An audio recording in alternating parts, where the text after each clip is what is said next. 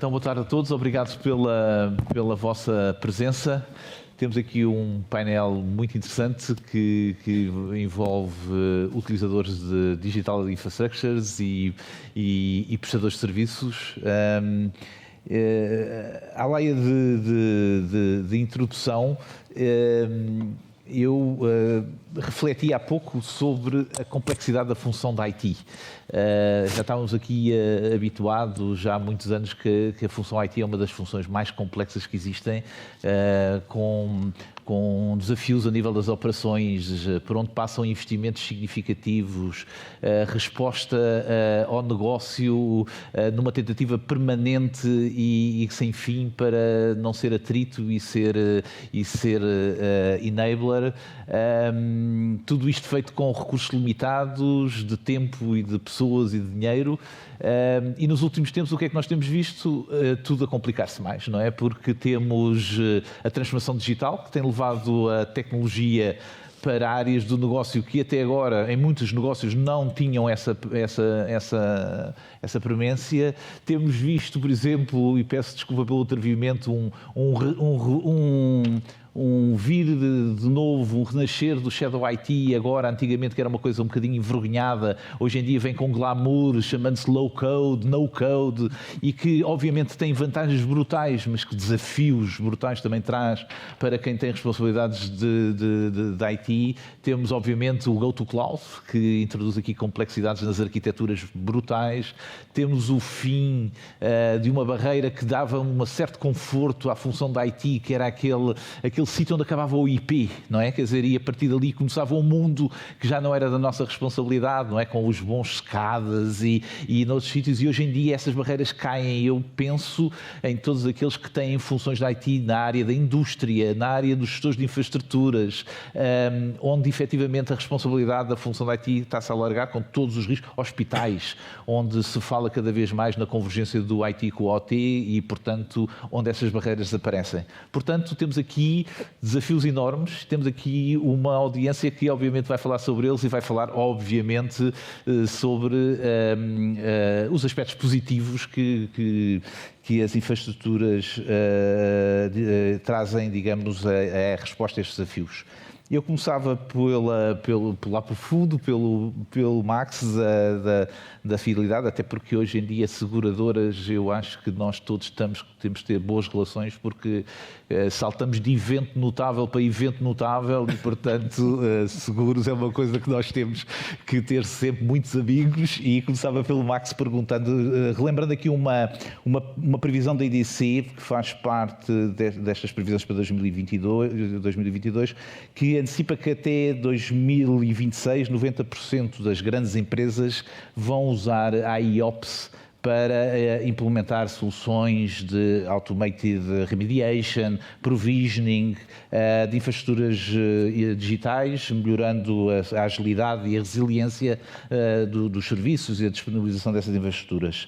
A pergunta que eu tinha era que utilização da fidelidade está a dar, ou a planear dar, nesta área do IT, da inteligência artificial e do machine learning, nomeadamente nesta área aplicada à segurança e agilidade de infraestruturas digitais. Muito boa tarde. Em primeiro lugar, gostaria de agradecer à IDC e aos restantes membros do painel pela oportunidade e pelo convite à fidelidade para falarmos um pouco sobre estes temas.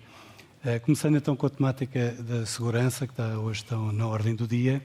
Portanto, nós temos vindo a assistir a um incremento grande no número de ciberataques, não apenas em volume, mas principalmente em sofisticação desses ataques.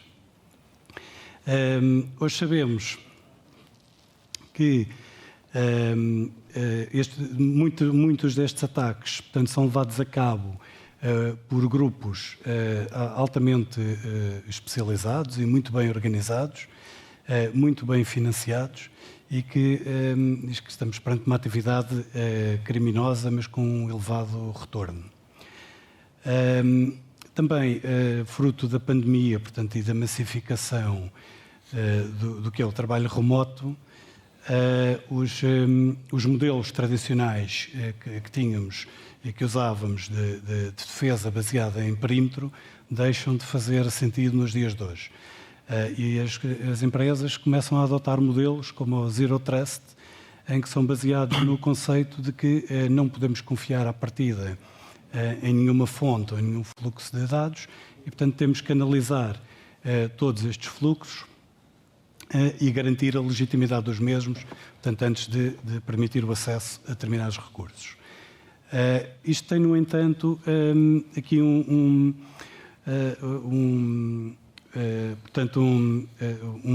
problema que é, como estamos a analisar uma quantidade tão grande de volume de dados e cada vez maior, torna-se completamente impossível pelos meios tradicionais, as equipas de analistas de segurança e as equipas de IT, conseguirem olhar para todas as fontes, fazer análise de todo este ecossistema de dados e tirar daí as ilações necessárias para agir rapidamente.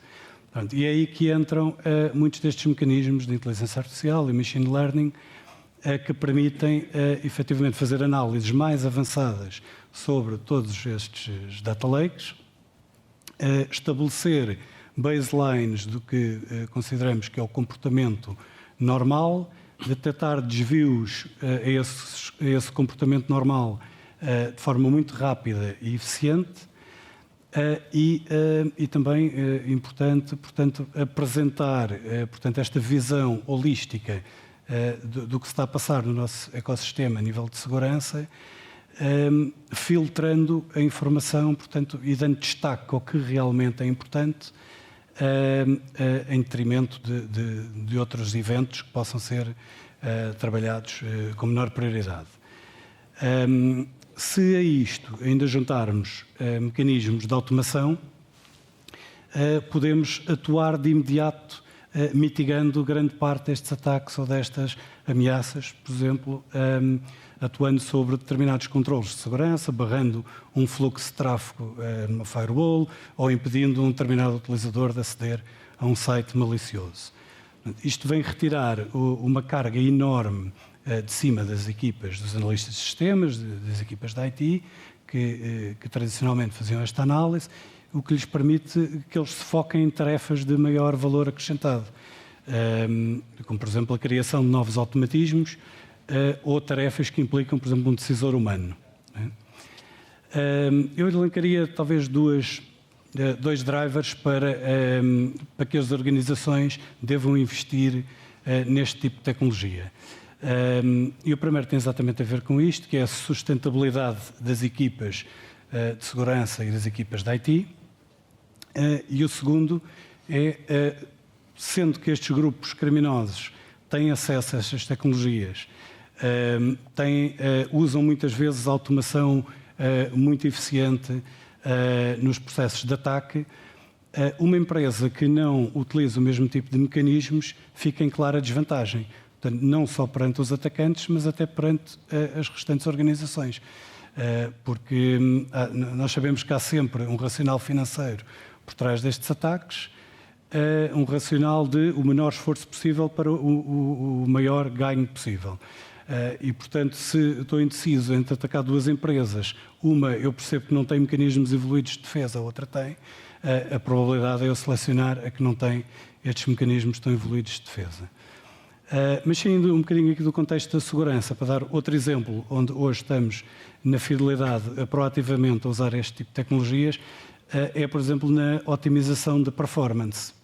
Portanto, nós usamos ferramentas que, baseadas num conjunto de sensores espalhados por todo o ecossistema, tanto a nível de infraestruturas como a nível aplicacional, portanto, em vários layers do ecossistema da IT, permite também mapear o que é o funcionamento normal do meu ecossistema de IT e com um foco na experiência do utilizador no acesso aos meus serviços. Portanto, nós hoje medimos um indicador, que é o AppDex, é um standard, portanto, Application Performance Index, que nos dá exatamente essa visibilidade para cada um dos serviços da fidelidade, como é que está a ser a experiência do cliente na utilização desse serviço. E, portanto, permite de forma muito eficiente detectar desvios a esse comportamento normal e dá às equipas de Service Desk uma forma também muito rápida de fazerem troubleshooting, identificando a root cause muito mais facilmente e, portanto, permitindo endereçar o problema que esteja a acontecer à equipa correta, seja uma equipa de rede, seja uma equipa de base de dados, seja uma equipa aplicacional. Portanto, eu diria que estas ferramentas hoje são absolutamente essenciais para as empresas conseguirem otimizar os seus processos e garantir agilidade nas suas operações. Ok, obrigado. Muito interessante. Eu imagino também que estas ferramentas sejam permitam também ser um acelerador de adoção de boas práticas, não é? Porque no sentido de que poderão, não é? Depende também, obviamente, das ferramentas, importar, digamos, know-how, por assim dizer, e pô-lo, digamos, ao dispor muito rapidamente e, portanto, ao retirar aqui o fator humano também tem essa vantagem adicional. Perguntava ao Roberto, IT Manager da Navigator Company, uma das maiores empresas portuguesas e uma empresa com relevância mundial no setor do pulp and paper, e que, tanto quanto eu conheço, tem a curiosidade ou o aspecto muito interessante de ter introduzido desde há muito tempo o IT como um aspecto diferenciador no seu negócio, porque tem um negócio, pelo menos na área do papel, make to order, e que significa uma grande, digamos, capacidade dos sistemas de informação para integrar end-to-end os processos. A IDC tem aqui uma prediction que prevê que até 2024 a maioria das aplicações legadas vão receber algum tipo de investimento na sua modernização, e que em 65% dos casos isto vai incluir algum tipo de utilização da cloud, de serviços cloud, A pergunta que eu faço é: quais são os planos da Navigator para a modernização das suas aplicações legadas, core, e qual o papel que antecipa que a cloud possa ter nessa modernização? Ok, boa tarde a todos. Obrigado também pelo convite. A Navigator é uma das maiores empresas de Portugal, é a terceira maior exportadora, uma empresa importante, né, para o país. É uma empresa do setor de papel e celulose tradicional, e esse mercado normalmente trabalha pré-estoque, ou seja, produz pré-estoque, é um papel, é uma commodity. A Navigator tem essa particularidade de produzir para um pedido, que é uma coisa um pouco incomum do setor. Isso vem em razão de decisões que foram tomadas no passado, de fortalecer o desenvolvimento de software, que representa as regras do negócio que poderiam trazer a competitividade, né? A diferença de competitividade para a organização. Como várias empresas do setor, a Navigator tem o SAP como sistema de gestão, né? Eu creio que grande parte das empresas portuguesas tem isso também. Mas nós temos uma área mais específica, que é a área comercial e de logística, bastante relacionado à entrega do produto, né? Com software desenvolvido internamente. É um software que foi desenvolvido já há uns 20 anos atrás. E depois nós temos uma outra parte de software importante, bastante estratégico, que é o software do chão de fábrica, que faz a gestão da produção. Esses dois foram desenvolvidos no passado, foram sendo atualizados naquilo que era, digamos assim, a tecnologia, mas a tecnologia em si ficou aquela. Então, por exemplo, o nosso sistema de logística está baseado ainda em Delphi, com Infomix, e o sistema de produção 4GL também com Infomix. Nós temos dois projetos bastante grandes agora de transformação desses dois sistemas. O da área de produção vai ainda manter um pouco dessa arquitetura que tem presente, o mesmo produto, mas para uma nova geração, onde o utilizador vai ter um browser típico de internet como interface, e vai nos permitir colocar outros tipos de código, várias camadas para representar, né, as regras de negócio, e depois uma abstração da base de dados. Na questão do sistema comercial, nós estamos fazendo um plano onde a arquitetura ainda está sendo definida, nós não sabemos o final qual vai ser efetivamente a tecnologia. Não vai ser low code, não vai ser plataformas dedicadas, por exemplo. nós vamos procurar ferramentas que sejam ferramentas de mercado, que são tradicionais, que são open source, e combinar essas ferramentas com as melhores práticas e aí definir como vai ser a arquitetura para essa nova geração do software que nós estaríamos convertendo.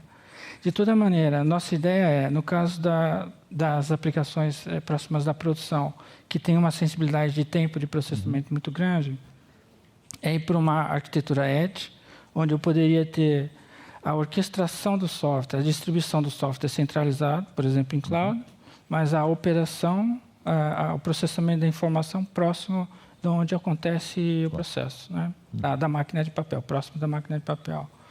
E aí, considerando também, por exemplo, que o Kubernetes poderia ser uma alternativa, né? O conceito de Kubernetes, onde você tem um cluster de várias máquinas que estão combinando esse processamento e tem uma certa resiliência, etc.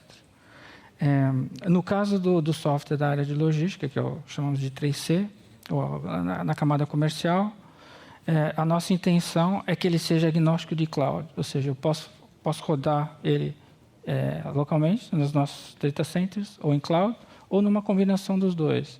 Então, a nossa ideia é já estabelecer, já desenhar essa arquitetura para ser uma arquitetura que seja flexível, compatível com qualquer, digamos, tecnologia que estaremos implementando. No momento, a nossa estratégia de cloud é ainda um pouco, digamos assim, não muito abrangente, ou talvez ainda inexistente, digamos assim. Hoje nós temos, nós usamos um pouco da cloud da Oracle, um pouco da cloud da AWS, um pouco do Azure, e somos fracos nos três, ou seja, em termos de conhecimento de valências para tirar o máximo proveito disso, nós não temos uma competência interna. Queremos desenvolver, mas queremos focar mais na questão da cloud para a gestão dos dados, para tirar proveito dos dados. As nossas máquinas, os nossos processos geram muita informação. São mais de 200 observações de dados que temos por segundo.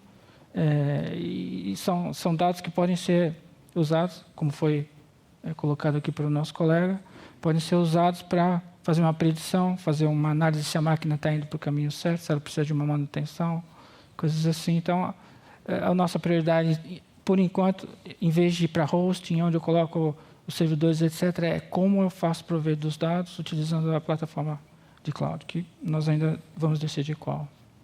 Muito bem, muito interessante. Passava aqui, fazia uma pergunta aqui agora a um service provider, não é? Portanto, temos aqui este painel, tem estes contrastes.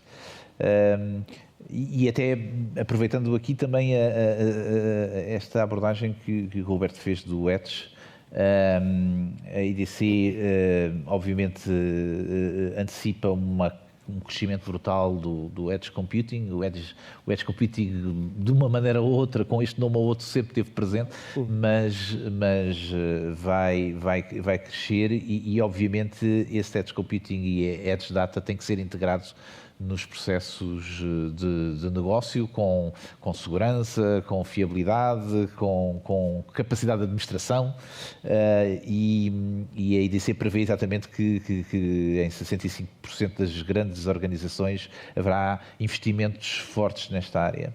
A pergunta que fazia é qual é o contributo da Colt, que tecnologias e serviços disponibiliza ou planeia disponibilizar para facilitar os seus clientes a integração dentro de padrões de performance, segurança, disponibilidade, o Edge Computing e a Edge Data. Muito bem. Antes de mais uma vez também muito obrigado à IDC pelo convite e estar aqui junto de ilustres membros do painel para esta conversa muito interessante. Efetivamente é algo que temos vindo a investir muito na Colt, a questão de toda a softwareização das redes. E eu começaria por aí porque, e já vou ao tema do Edge, que vai ser uma consequência. Se olharmos tradicionalmente para as telecomunicações, é algo muito monolítica, muito pouco flexível e que toda esta softwareização, a cloud, veio, e também a pandemia, não é? Veio acelerar muitos processos de transformação nas próprias telecomunicações. E aí a Colt tem vindo a fazer o seu investimento no sentido de modernizar as suas redes, torná-las muito mais ágeis e muito mais focadas na área de Software Defined Networks, que traz uma camada que nós chamamos o overlay às redes tradicionais de comunicações, traz essa camada que basicamente traz a inteligência à rede. A inteligência, a flexibilidade, a agilidade, etc.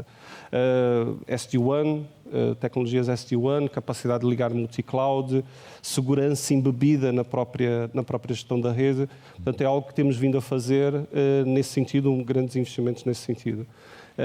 E eu diria que isto é fundamental para o quê? Para dois casos que eu vou partilhar de use cases que estamos a fazer na área de Edge Computing, que são de facto muito interessantes.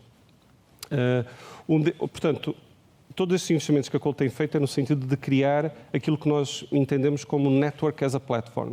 Portanto, uma plataforma orientada ao processamento de forma ágil e flexível. Um dos exemplos que eu queria dar é uma solução mais cêntrica da Colt. Já conseguimos dar soluções de Edge através do nosso que chamamos Universal CPE, mas que são algumas aplicações virtualizadas no CPE que está distribuído e nas instalações do cliente, soluções de firewall, soluções de, por exemplo, Riverbed One Optimization, Palo Alto, etc. Um conjunto de aplicações geridas pela Colt que estão no nosso Universal CPE, próximos do cliente. No entanto, um dos use cases que estamos a desenvolver, no âmbito de uma parceria que anunciámos há pouco tempo com a IBM, é muito interessante porque toca principalmente num tema aqui que o nosso colega referiu, aquilo que nós chamamos de Smart Manufacturing. Portanto, iniciámos um processo com a IBM no sentido de explorar em laboratório e em use cases o conceito de Smart Manufacturing. Portanto, o que estamos a fazer, na realidade, é trazer as aplicações da IBM, nomeadamente o Cloud Satellite e o Edge Application Manager, para a nossa plataforma, para o nosso Universal CPE, e a partir daí permitir a que a IBM, por exemplo, possa correr aplicações como o IBM Maximo, que não é mais do que uma plataforma de Smart Manufacturing. Portanto, trazer todo em tempo real próximo, com baixíssimas latências, não é? Para tomada de decisões, processamento de dados, IoT, de forma muito rápida no sentido de optimizar as operações. E claramente é um use case que vemos muito interessante e que, pronto, é a questão mesmo do Smart Manufacturing, que é algo que a Colt quer desenvolver e ter uma palavra nesse sentido. O outro use case que gostaria de partilhar, um pouco diferente, mas sempre no mesmo conceito, que é, também anunciámos recentemente uma parceria da qual estamos a liderar um piloto na área de 5G privado, com uma empresa, a ICAD, que é uma empresa de real estate, portanto investidores e developers na área de real estate. E o que estamos a fazer portanto isto é na La Défense em Paris, estamos a criar toda uma solução de 5G privada, de uma rede 5G privada, em que trabalhamos com vendors de tecnologia, em que trazemos as funções da rede móvel de 5G para o nosso Universal CPE. Portanto, essas soluções são softwareizadas, não é? E vêm para o nosso... E depois o que tratamos é de quais são os serviços que vamos disponibilizar on top disso. E são serviços chamado Smart Office,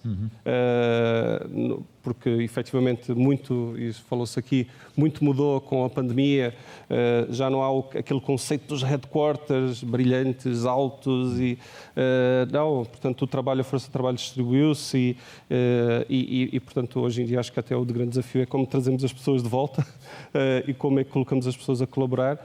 E um dos use cases que estamos a trabalhar é nesse sentido, ou seja, que soluções de Smart Office, de colaboração, de experiências imersivas, conseguimos criar no sentido de aumentar a experiência num espaço de escritório. Essa é uma componente. A outra componente que também é muito interessante, que estamos a desenvolver com eles, é na área do Smart Building. Efetivamente, é uma das previsões da EDC, portanto a questão da sustentabilidade é crítica, e a área do Smart Building é, mais uma vez, que tomada de decisões podemos trazer para o Edge, processamento local, na tomada de decisões na gestão dos edifícios. Consumo de energia, consumo da água, a gestão das facilities, e pronto, portanto é outro use case que eu gostaria de referir, que acho que é muito interessante, que estamos a desenvolver. E como podem ver, o Edge o que permite é que criar todos esses use cases para diversos setores. Portanto, há outros que estamos a trabalhar, neste momento ainda não posso referir, sim, mas que vamos brevemente comunicar, mas são todos, portanto, verticais que o 5G traz, e já começamos a ver o 5G, que não é tecnologia, é quase uma aplicação. Portanto, estamos a usar do ponto de vista da aplicação ao serviço das pessoas e ao serviço da humanidade também, não é? Portanto, como todos podemos beneficiar disso. Portanto, são este tipo de tecnologias e deste tipo de use cases que estamos a trabalhar e que são de facto muito interessantes. E haverá muito mais. Claro. Muito interessante, e acho que os cases que não conhecia, que me parecem extremamente interessantes, e uma maneira, obviamente, de conseguir lidar com esta complexidade que eu tenho até de uma forma mais caricata no início, é exatamente os prestadores de serviços e fornecedores de tecnologia, no fundo, colocarem mais camadas de valor acrescentado sobre os seus produtos, que de alguma forma descomplexizam depois também o lado do cliente, que se pode concentrar depois em outras áreas que são certamente mais core. Passava agora aqui à Administração Pública e ao Tito Vieira, que é diretor-geral do CEGER. Sabemos que fez um processo de transformação digital, que é um processo e, portanto, certamente não terminou, mas que teve uma vaga significativa, e, nesse sentido, eu perguntava-lhe qual foi o papel e a importância dos serviços cloud nesse processo de transformação digital do CEGER e até que ponto estes ambientes multi-cloud híbridos com incorporação de serviços de cloud dedicados podem, no futuro, permitir alargar o footprint, digamos, da cloud no processo de transformação digital do CEGER. Muito obrigado. Boa tarde a todos. Cumprimento e agradeço o convite para participar. Enfim, talvez uma nota prévia, porque dita a sigla talvez nem todos associem exatamente ao que nós fazemos, mas nós somos um organismo que em Portugal trata de duas coisas principais. Uma é a rede informática do Governo e a outra é a parte da certificação eletrónica do Estado. Com este parênteses, só para enquadrar, portanto, o nosso foco de trabalho é este. E realmente realizamos um processo de transformação que, como processo, ainda não acabou, portanto, mas a nossa deadline, o nosso mapa estratégico terminava em 2021 e, portanto, essa fase concluiu com sucesso, concluiu atempadamente e, portanto, estamos agora a preparar a segunda vaga. E, portanto, nesse contexto, realmente, a cloud permiteu-nos ser um acelerador muito consistente de vários dos nossos das várias nossas etapas para chegar ao porto em que chegamos. Mas gostava de dar uma nota para dizer o seguinte: na verdade, para podermos fazer esse caminho, fez parte uma certa preparação. É muito clichê dizer pessoas, processos e tecnologia, mas, enfim, não se pode deixar de dizer isso. Mas, no nosso caso em particular, também além disso, houve uma dimensão que foi uma dimensão crucial, que era o seguinte: nós, como o nosso próprio nome indica, da organização, o nosso foco é a rede. Portanto, é os serviços de informática sobre uma rede, que é uma rede crítica. E, portanto, para pensar em providenciar serviços sobre a rede, ainda que não fosse naquele momento, mas projetar serviços sofisticados, digitais, sobre qualquer cenário, naturalmente tínhamos que acautelar que essa base era robusta e estava capacitada, ou ter-se-ia capacitar, para quando esses serviços digitais chegassem em massa, eles pudessem ser providenciados de uma maneira sólida, robusta e adequada para o fim a que se destinava. E, portanto, esse foi um caminho fundamental, foi o caminho de, antes de pensar no que queríamos pôr em termos de serviço ao utilizador, ou melhor, com esse foco, começamos a fazer uma transformação profunda digamos, do alicerce da casa para poder construir sobre bases seguras. E esse trabalho foi talvez uma parte complicada, porque é um processo de mudança. Não se pode fazer uma casa ao lado porque os processos não param, o governo não para, o país não para, e, portanto, intervir em toda uma transformação do coração e das artérias de uma infraestrutura em movimento, e em grande movimento, e em grande velocidade, esse foi talvez o desafio principal. Mas feito esse trabalho, e depois no que criamos em cima dessa base sólida, foi talvez a parte, não diria mais simples, mas já foi uma fase que foi sendo feita de acordo com uma certa velocidade projetada e que correu muito bem. Então, qual foi a nossa estratégia? Portanto, nós olhamos para os workloads que tínhamos e, portanto, tipificámos os workloads e começámos por atacar aqueles que nos permitiam fazer quick wins. Portanto, ou seja, voltando àquele tópico que eu introduzi, portanto, nós temos que preparar a tecnologia, as pessoas e os processos. Também, internamente, tivemos que lidar com o desafio cultural, porque isto, em certa medida, também, hoje, o tema cloud é um tema que já não é tema, do ponto de vista da sua utilização, mas, se recuarmos 3 ou 4 anos atrás, o tema da cloud ainda era um tema de muita desconfiança, e então, para serviços críticos, essa pertinência era ainda maior. E, portanto, tivemos também dentro de casa que provar que aquele caminho era um caminho que, para além de promissor no plano teórico, era capaz de mostrar resultados que o apontassem como tal. E, portanto, essas quick wins foram fundamentais, porque nós tínhamos pequenas cargas, pequenas coisas, enfim, em que a informação que lá estava não era do ponto de vista da sua natureza, do seu tipo, não era classificada, não tinha dados pessoais, é um tipo de informação mais fácil, digamos, de gerir, e por conseguinte pôr essas cargas, esses workloads numa determinada cloud foi um acelerador muito impactante, porque permitiu duas coisas.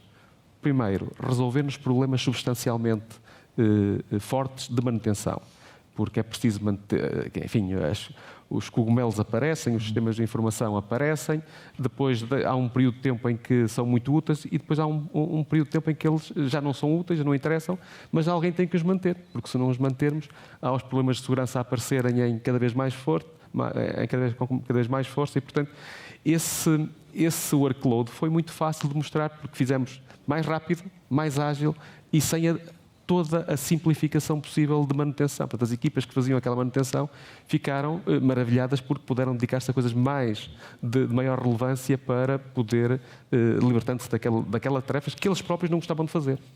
E, portanto, esse foi um quick win rápido. Para o utilizador foi muito fácil porque os sites ou essas páginas não caíam, não tinham problemas de desempenho e, portanto, isso foi, de facto, um primeiro, como eu dizia há pouco, uma quick win para poder levar a coisas mais complexas. E, portanto, à data de hoje, nós usamos vários cenários para coisas muito diferentes e o nosso racional de decisão é sempre este. Foco nos dados, ou seja, na informação, melhor. Para aquele tipo de informação, qual é o melhor cenário de suporte, quer a ela, na perspectiva de a providenciar nos processos e nos momentos em que ela é importante, mas também em termos de infraestrutura, no sítio que ela melhor deve servir. Vou dar um exemplo muito prático que se percebe. Por exemplo, se tivermos a informação que é classificada, e eu depois poderei explorar um bocadinho mais, que é um dos temas muito, muito relevantes para nós, naturalmente há muito poucas infraestruturas de cloud ao dia de hoje, ou se calhar uma ou duas no máximo, em Portugal, que estão capacitadas para poder, do ponto de vista mais não seja administrativo, suportar esse tipo de cargas computacionais. E, portanto, se quisermos tratar um processo ou um sistema de informação que lide com essa informação, naturalmente não podemos olhar para a cloud, ou melhor, não podemos olhar para a cloud no sentido mais lato, porque não vamos encontrar aí soluções. Naturalmente, se o nosso foco for algo que é mais impactante do ponto de vista até da opinião pública, o portal do governo, aí nós, por uma razão também estratégica, mas já diferente daquela que era o Quick Win, mas por uma razão muito estratégica, muito focada, por um lado, em resiliência, por outro lado, em disponibilidade e, por outro lado, em, digamos, contentorizar aquilo que possam ser iniciativas de ciberataques, porque é uma área muito exposta da nossa atividade, ou melhor, da atividade do governo, mas que nós suportamos por ser tecnológico, nós aí aderimos à cloud, temos essa infraestrutura na cloud, com um cenário de alguma sofisticação tecnológica para acautelar eventuais males. E, portanto, esses são apenas alguns exemplos. Eu não queria, posso dar outros, mas trouxe apenas 3 para dar situações muito diferentes. Portanto, a primeira dos Quick Wins, esta segunda de Portal Governo e talvez uma outra que foi giro, e é giro partilhá-la, porque estávamos num processo em que, na altura, estamos a falar de 2017, 2018, na altura queríamos pôr um sistema Skype for Business dentro de casa para providenciar os serviços que hoje temos como uma coisa elementar.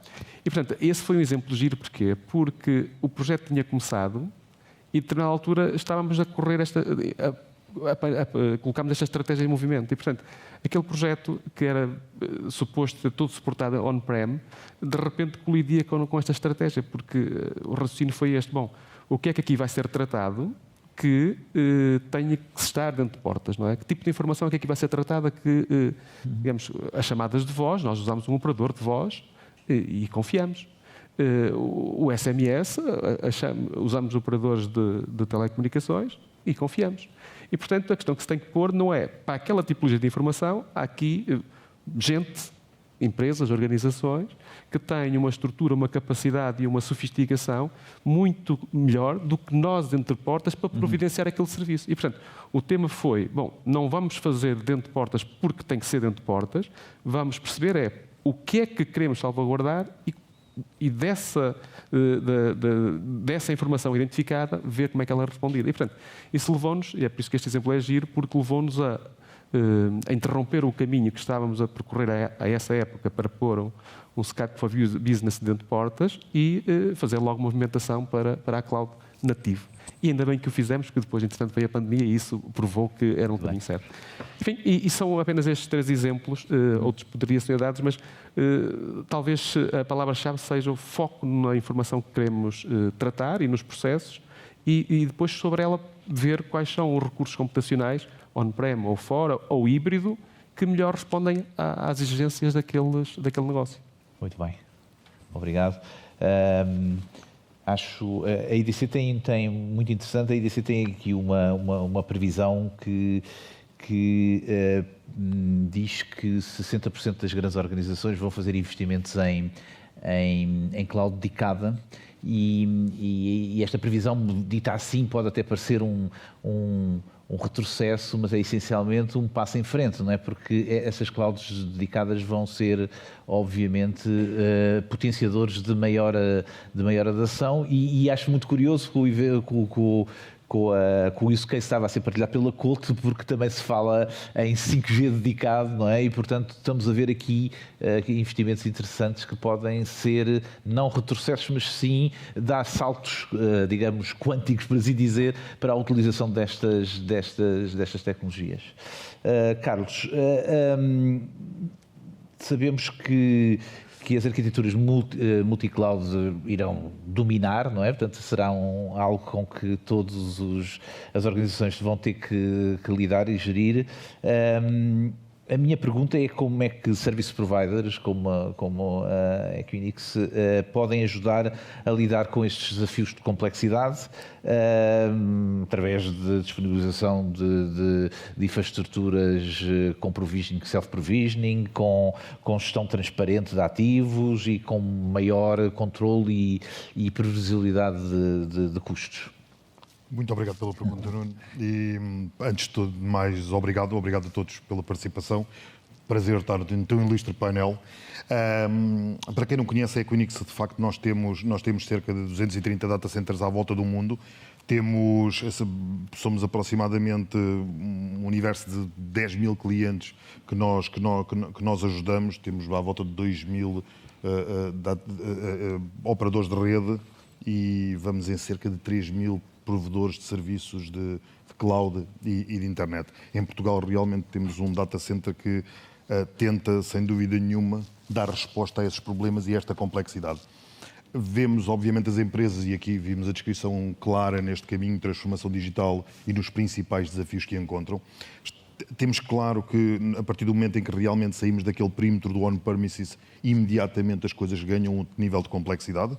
Temos claro que o multi-cloud, a partir de diversos fornecedores, é uma realidade óbvia, porque encontramos fornecedores que têm diversas valências que, complementando, conseguimos realmente o melhor resultado para a organização. Dentro da discussão entre a cloud on-premises ou alguma infraestrutura privada e pública, o híbrido também já se mostrou que é o caminho a ir.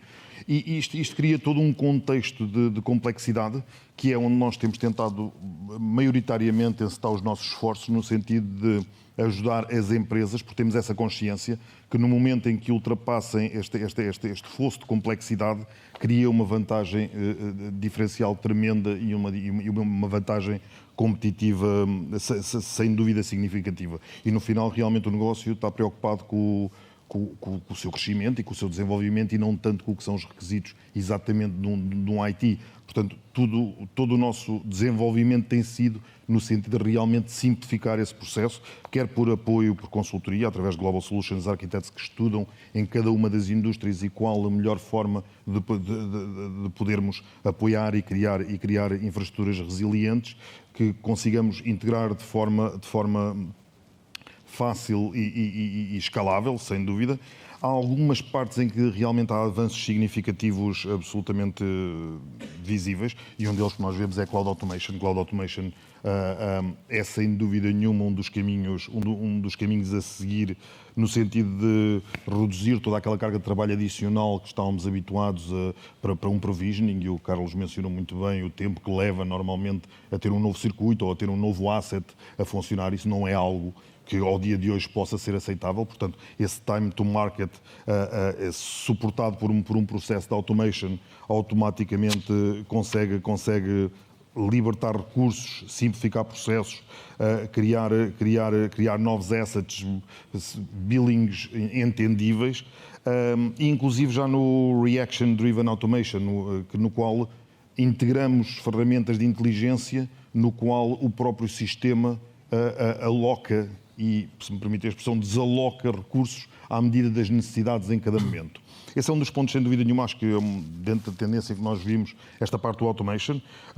A segunda parte é, obviamente, toda a parte de agilidade, a agilidade que está associada a estes serviços. Houve uma parte em que mencionou também o meu colega de painel da Navigator, do tema das multi-clouds e de que parte mantém dentro, que parte mantém fora. Nós estamos a ver muito, realmente, as empresas a tentar balancear o que é o uso de multi-cloud dentro de um cenário público e o que é o on-premises ou um cenário de colocation. A repatriação de dados aconteceu e nota-se, eu acho que muitas das vezes vimos algumas empresas que foram, eu diria quase, se me permite a expressão, tão liviana quando demasiado cedo ao pote, e depois viram que realmente o sítio, o sweet spot e o balanço não estava naquela configuração, mas sim em algo que consegue balancear ambas. E vemos realmente a capacidade da infraestrutura própria ser uma continuidade do que é os serviços possíveis através de cloud